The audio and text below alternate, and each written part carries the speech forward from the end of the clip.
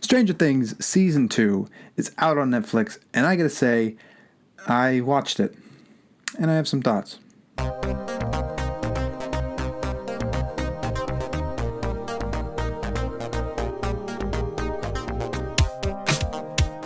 So Stranger Things is very fascinating to me, not just in terms of the story and the visuals, mainly for the reception. The first season came out and either had one of two reactions. Best show ever, everyone's obsessed. Or, wasn't that good, completely unoriginal, and overrated. I stand between these two ideas.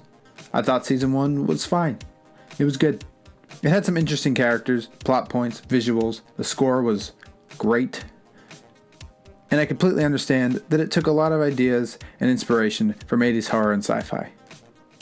But to me, it's just that. It's not stealing, it's inspiration.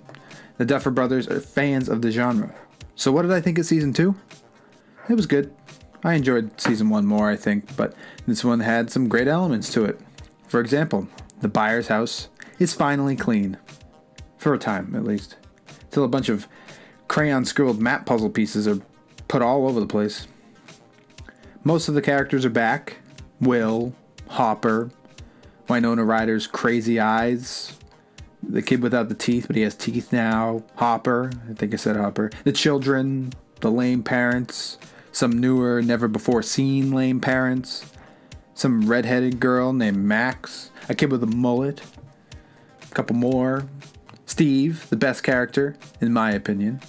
So the story of the season starts a year after the events of the first. Everything seems to connect pretty well, which I enjoyed. We find out Eleven's deal. She's mainly just chilling with Hopper.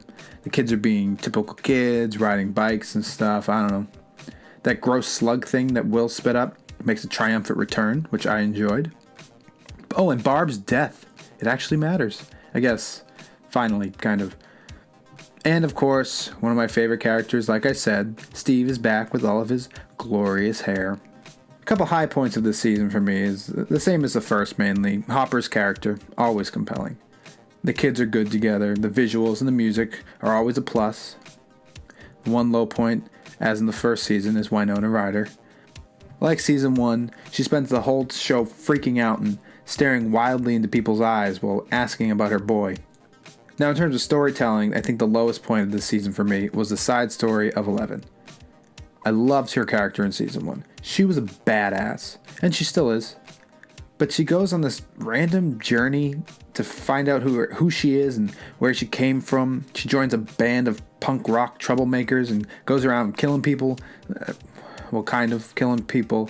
It felt forced and out of place, and honestly, I just didn't care. That being said, the show is full of comedy, drama, horror, kind of uncomfortable teenage moments. So in the end, the season was good. It was fine. Just fine. Not amazing. A little slow at the beginning. Things get pretty intense by the end. If you like season 1, or you enjoy watching shirtless, sweaty boys playing sports to 80s rock music, you'll love season 2. Pretty simple, really. So if you care, check it out. Or don't. Doesn't really matter, I guess. Thanks for listening, guys. I'll see you next time.